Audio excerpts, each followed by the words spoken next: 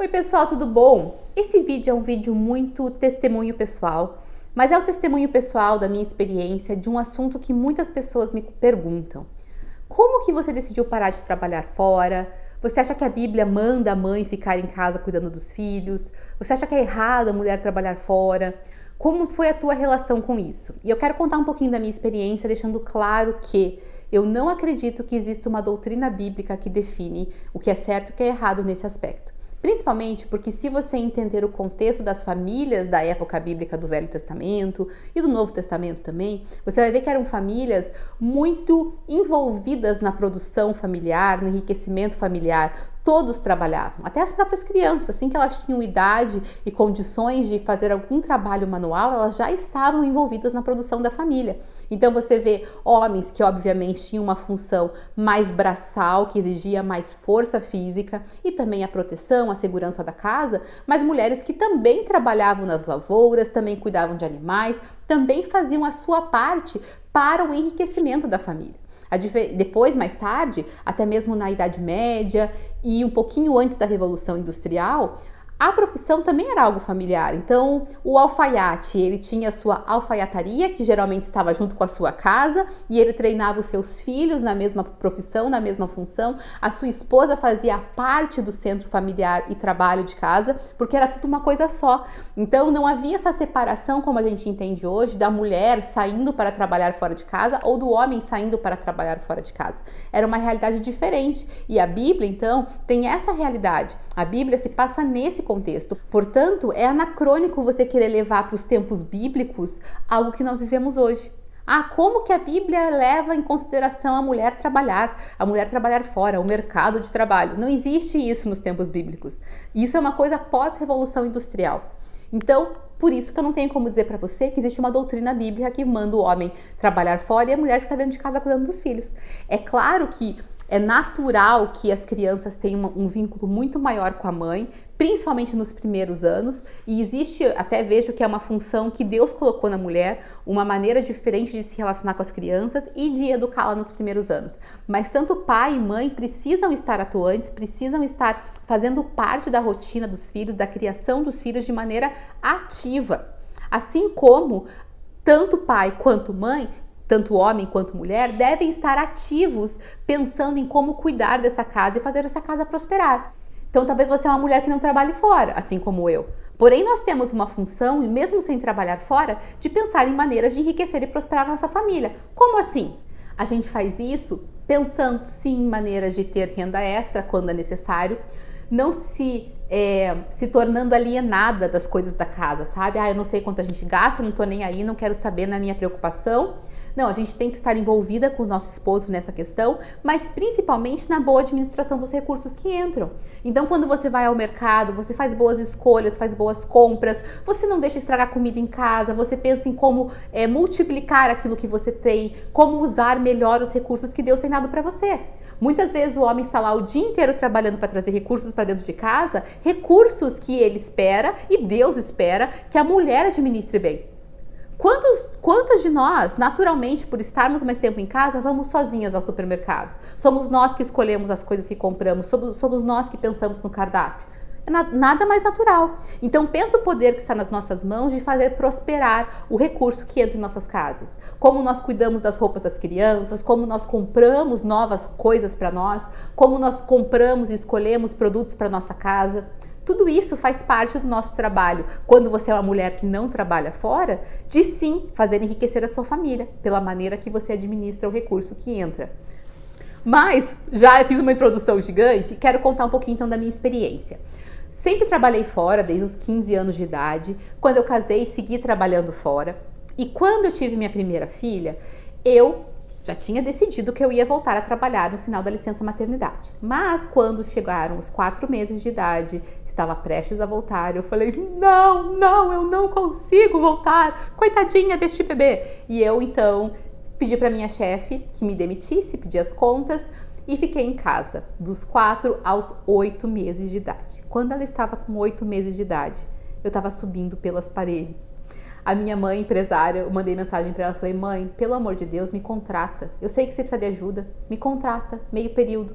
E daí o que você faz? Você meu salário você paga a escolinha da Manuela, porque eu não aguento mais ficar em casa, eu preciso trabalhar. E para ela foi bom, porque ela precisava realmente de uma ajuda lá. Para mim foi maravilhoso, porque eu precisava trabalhar e foi só meio período.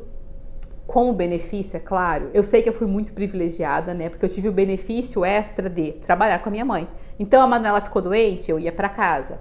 Logo quando a Manuela começou a ir para a escolinha, teve o primeiro surto de gripe suína, H1N1.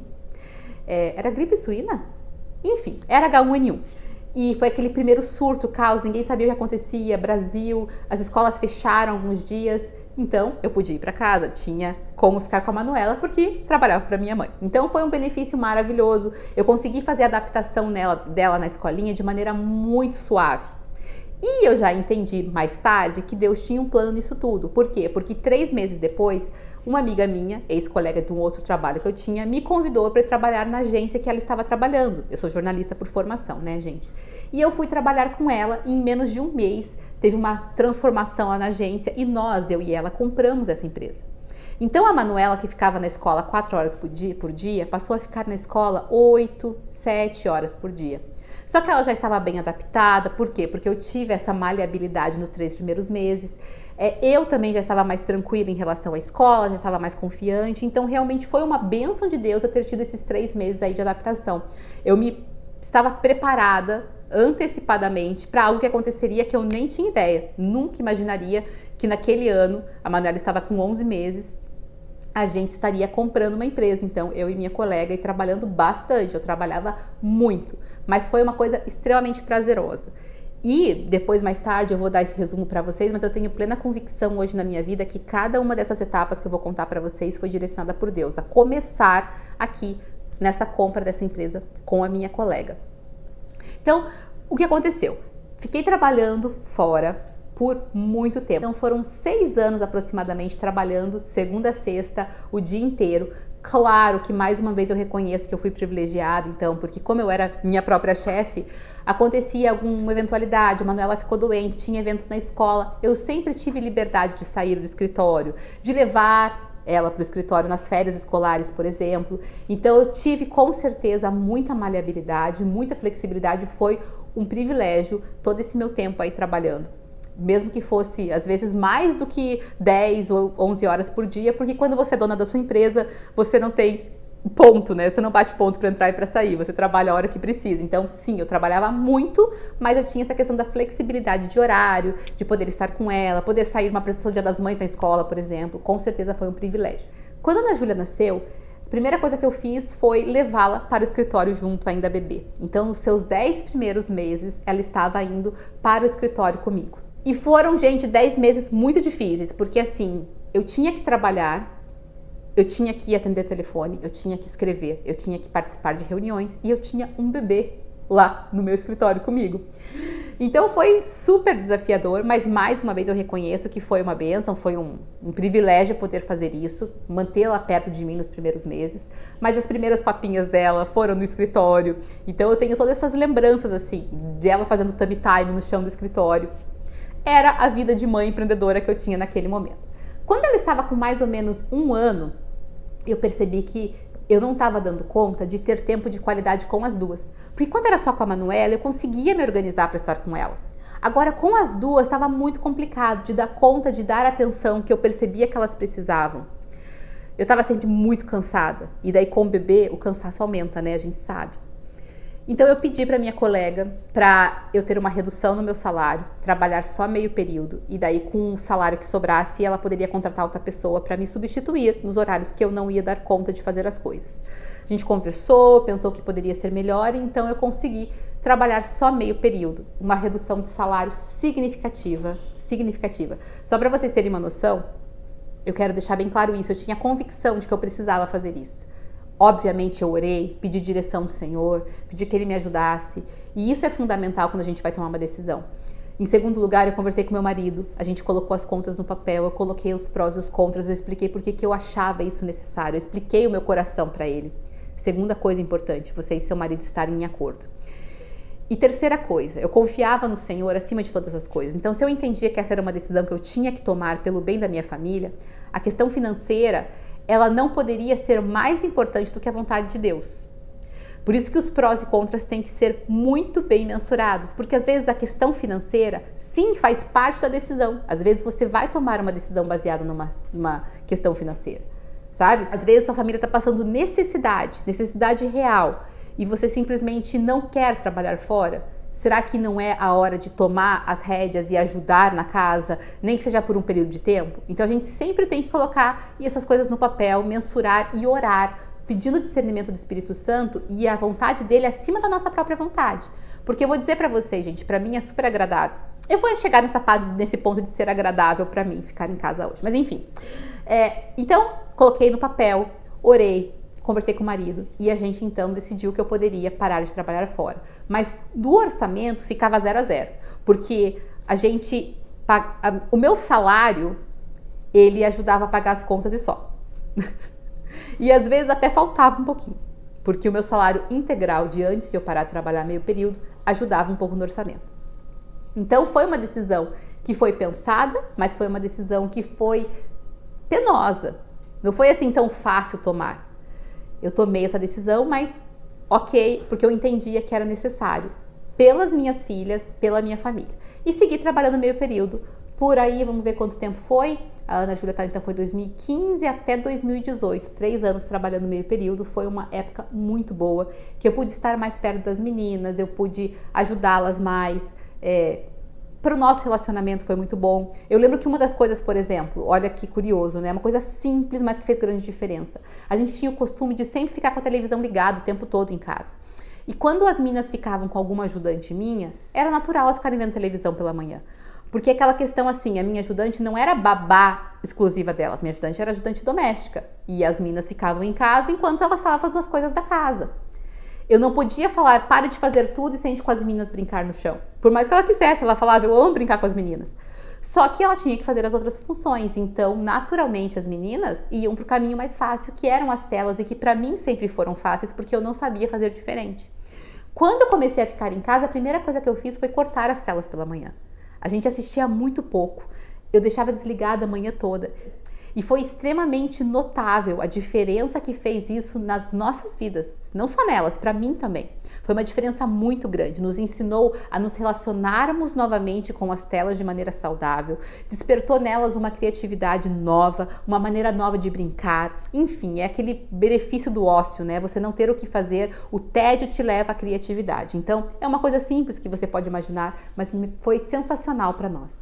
Uma outra coisa que foi fundamental nesse período foi o início de uma educação espiritual mais intencional. Foi quando eu comecei a ter tempo para investir mais no tempo das meninas em relação a devocional, leitura da Bíblia, oração. Porque agora eu estava de manhã com elas em casa, elas não iam para a escola de manhã cedo, nós tínhamos tempo para nos dedicar a isso.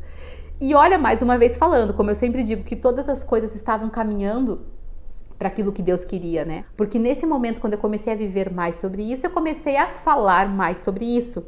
Então as pessoas começaram a se interessar mais pelo tema da educação espiritual. O que eu deixei de comentar e que é fundamental é que, paralelo a isso, nesse meio tempo, quando eu trabalhava lá, o tempo integral, uns amigos de antigamente, né, porque a gente tem contatos a vida toda, alguns amigos da minha adolescência tinham uma agência de internet e eles pediram um trabalho, então, de divulgação pela nossa assessoria de imprensa e nós combinamos, então, de fazer uma permuta. Eu fazia assessoria de imprensa para eles e eles montariam, então, para mim o meu site, maternidadesimples.com.br. E o que antes era só um blog de maternidade que eu tinha lá no Blogspot virou maternidadesimples.com.br, que ganhou as redes sociais. Então eu comecei a ter um público grande nas redes sociais.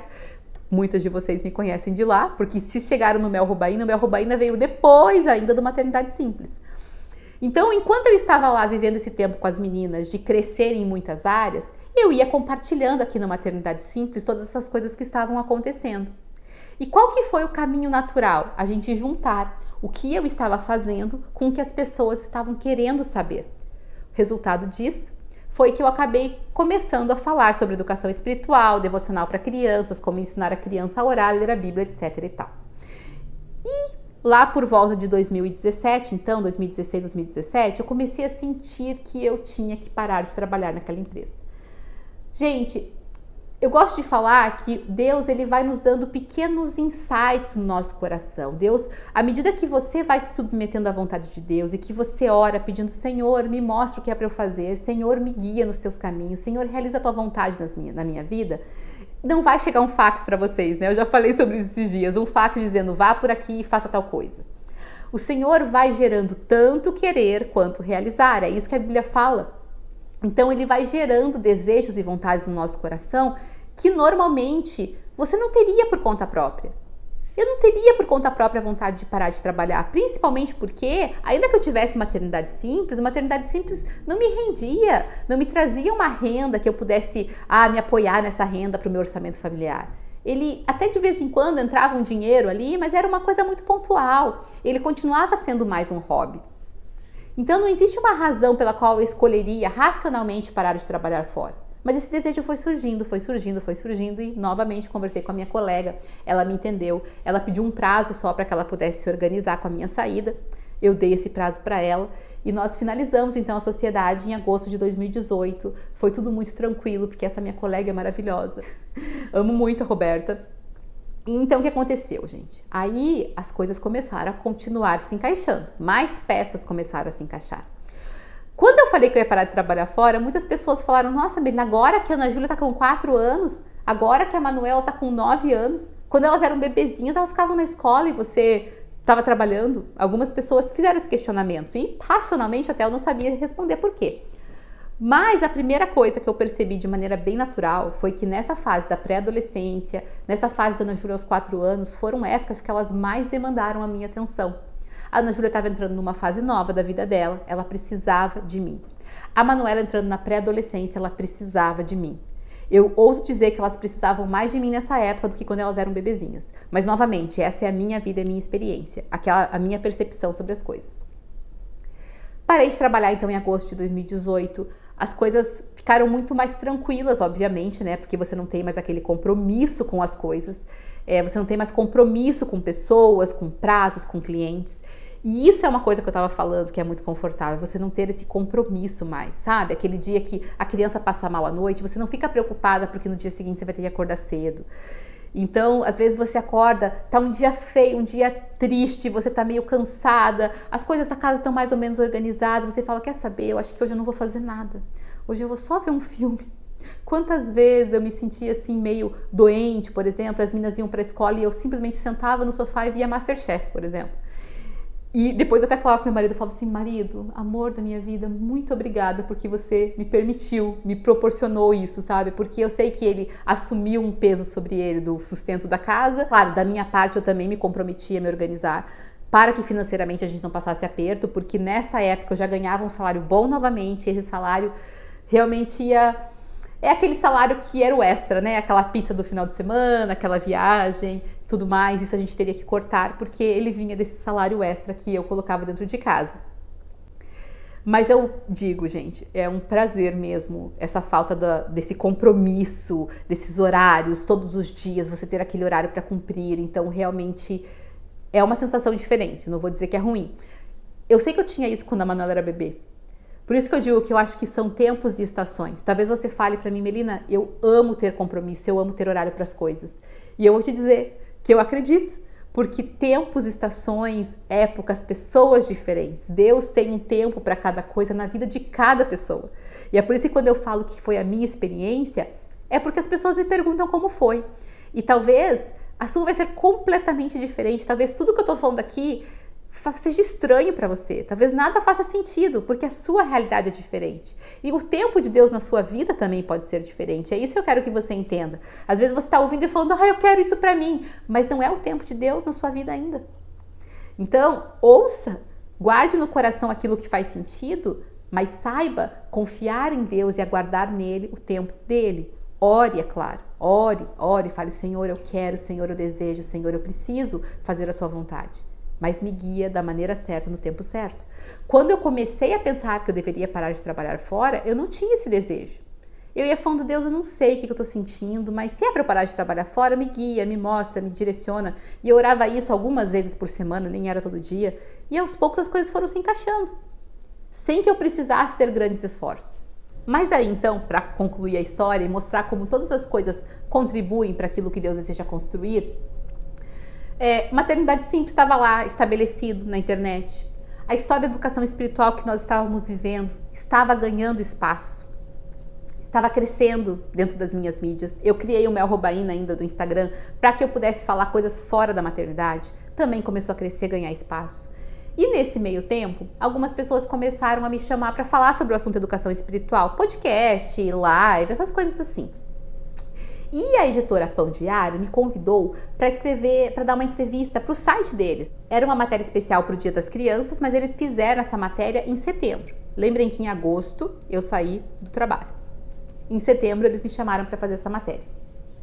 E eu respondi então todas as perguntas, e eram perguntas que para mim eram tão fáceis de responder, e eu pensei, gente, para mim isso já está tão consolidado na minha mente, e algumas pessoas realmente não sabem, assim como eu não sabia antes, né? E eu pensei, eu acho que eu preciso escrever isso. Setembro. Finalzinho de setembro, se não me engano, 30 de setembro. E eu comecei em outubro, decidir então a escrever sobre esse assunto de educação espiritual. Final de outubro, eu já tinha o livro Ensinando no Caminho pronto. E no dia 2 de novembro, eu lembro que era feriado, eu mandei para a editora Pão Diário e no próximo dia útil, eles mandaram um e-mail para mim, falando que tinham gostado e queriam publicar o livro. Eu saí do trabalho em agosto.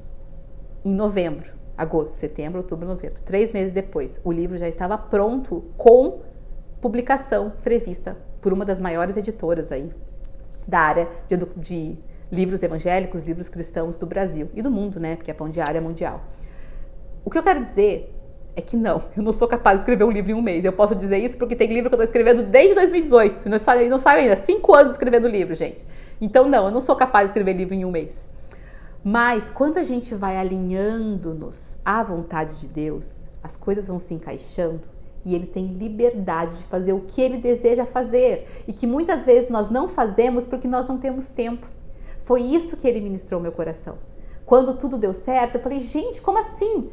Não é porque eu sou capaz, é porque Ele falou, agora você está me ouvindo, você está no centro da minha vontade e eu tenho tempo para fazer com você o que eu quero que você faça.